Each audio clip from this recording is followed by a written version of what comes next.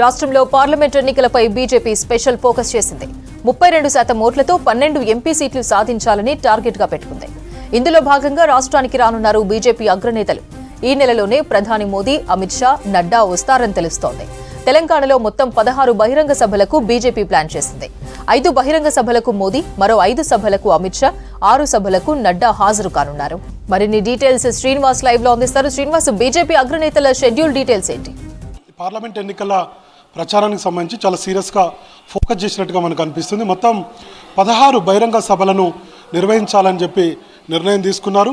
Bharatiya Janata party ఇప్పటికీ ఒక టార్గెట్గా పెట్టుకుంది అపర్ణ. అందులో 32% ఓట్లతోటి 12 ఎంపీ సీట్లను సాధించాలని ఒక టార్గెట్తో పనిచేస్తుంది. అమిత్ షా ఎప్పుడు తెలంగాణ రాష్ట్రానికి వచ్చినా 12 ఎంపీ సీట్లు గెలవాలని బీజేపీ రాష్ట్ర నాయకత్వానికి దిశానిర్దేశం చేస్తూ ఉంటారు.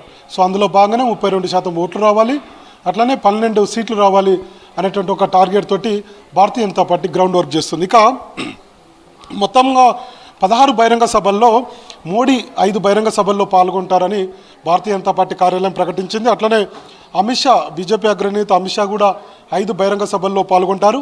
బీజేపీ జాతీయ అధ్యక్షులు జేపీ నడ్డా 6 బహిరంగ సభల్లో పాల్గొంటారు. మొత్తం 16 బహిరంగ సభలు అయితే ఇప్పటివరకు బీజేపీ జాతీయ నాయకత్వానికి ఇచ్చారు. ఎక్కడెక్కడ ఏ బహిరంగ సభ నిర్వహించాలి అనే దాని మీద కూడా ఒక క్లారిటీ అయితే బీజేపీ జాతీయ నాయకత్వానికి కూడా ఇచ్చారు. అయితే బీజేపీ జాతీయ నాయకత్వం కూడా ఏం చెప్పిందంటే, ఎక్కడైతే పార్టీ వీక్గా ఉంటుందో, గత అసెంబ్లీ ఎన్నికల్లో ఓట్లు తక్కువ వచ్చినటువంటి పరిస్థితి కావచ్చు, లేదంటే పలానా పార్లమెంటు నియోజకవర్గంలో, పలానా అసెంబ్లీ నియోజకవర్గంలో పార్టీ కొంత వీక్గా ఉంది, అక్కడ బహిరంగ సభ పెట్టాలన్నటువంటి ఒక ప్రతిపాదనను కూడా జాతీయ నాయకత్వం రాష్ట్ర నాయకత్వానికి చెప్పింది. అందులో భాగంగానే సిద్దిపేటలో, ముఖ్యంగా మెదక్ పార్లమెంటులో రఘునందన్ బీజేపీ అభ్యర్థిగా పోటీ చేస్తున్నారు. మెదక్ పార్లమెంటులో 7 అసెంబ్లీ నియోజకవర్గాల్లో సిద్దిపేట ఒకటి. కాబట్టి సిద్దిపేటలో బహిరంగ సభ నిర్వహించాలని చెప్పి భారతీయ జనతా పార్టీ అనుకుంటుంది. భారతీయ జనతా పార్టీ లెక్కల్లో కూడా ఇప్పుడు మెదక్ ఉంది, మెదక్ కూడా గెలుస్తుంది అనేటువంటి ఒక వాళ్ళ లిస్టులో పెట్టుకున్నారు. కాబట్టి సిద్దిపేటలో కనుక బహిరంగ సభ పెడితే కొంత ఓటు షేర్ను, ముఖ్యంగా బీఆర్ఎస్ ఓటు షేర్ను టార్గెట్ చేయొచ్చు అనేది భారతీయ జనతా పార్టీ అంచనా. అక్కడ మాజీ మంత్రి హరీష్ రావు ఇప్పటికే ఆయన ఎమ్మెల్యేగా ఉన్నాడు. కాబట్టి బీజేపీలో బీఆర్ఎస్కు వన్ సైడ్గా సిద్దిపేట ఓట్లు పడకుండా ఉండాలంటే ఖచ్చితంగా అక్కడ బహిరంగ సభ అవసరమని భారతీయ జనతా పార్టీ అనుకునేది. అంతకుముందు జహీరాబాద్ పార్లమెంటులోని బాన్స్వాడలో బహిరంగ సభ, అమిత్ షా బహిరంగ సభ పెట్టాలనుకున్నప్పటికీ కూడా రాత్రే అది చేంజ్ అయింది.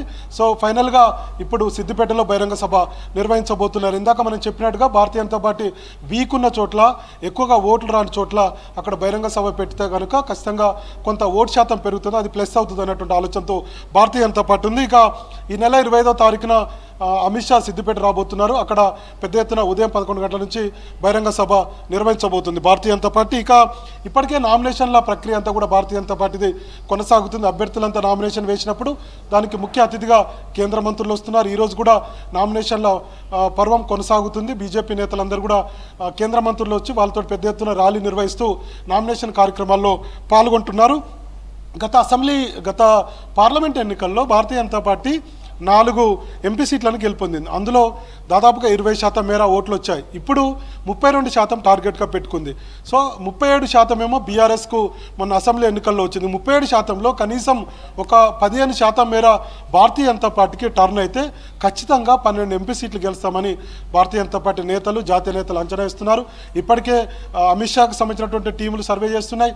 బిఎల్ సంతోష్కి సంబంధించినటువంటి టీమ్స్, స్ట్రాటజీ టీమ్స్ అన్ని కూడా గ్రౌండ్ వర్క్ చేస్తున్నాయి.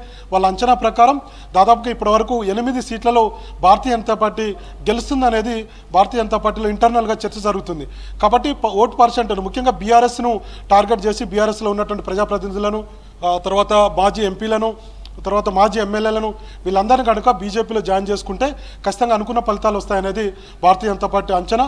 అందుకే ఒకవైపు ఏమో కాంగ్రెస్ పార్టీ సిట్టింగ్ ఎమ్మెల్యేలను, బీఆర్ఎస్కి సంబంధించినటువంటి ఎమ్మెల్యేలను కాంగ్రెస్ పార్టీ జాయిన్ చేసుకుంటుంటే, బీజేపీ మాత్రం మాజీ ఎమ్మెల్యేలు, మాజీ ఎంపీలు, మాజీ స్థానిక సంస్థలకు సంబంధించినటువంటి ప్రజాప్రతినిధులు వీళ్ళందరినీ కూడా బీజేపీ జాయిన్ చేసుకుంటుంది. గ్రౌండ్లో కొంత ఓటు శాతాన్ని పెంచుకున్నటువంటి ఒక ప్లాన్లో ఉన్నది. సో చూడాలి మరి పెద్ద ఎత్తున బీజేపీ అగ్రనేతలందరూ కూడా తెలంగాణ రాష్ట్రానికి పర్యటన రాబోతున్నారు. మొన్ననే మోడీ 27వ తారీఖు వస్తానని చెప్పారు. ఇప్పటివరకు ఇంకా అధికారికంగా షెడ్యూల్ అయితే ఖరారు కాలేదు. 27వ తారీఖున ఆయన తెలంగాణకు రాబోతున్నట్టుగా ప్రచారం అయితే భారతీయ జనతా పార్టీ వర్గాల్లో జరుగుతుంది. అట్లనే జేపీ నడ్డా కూడా రాబోతున్నారు. బీజేపీ పాలిత ముఖ్యమంత్రులు రాబోతున్నారు.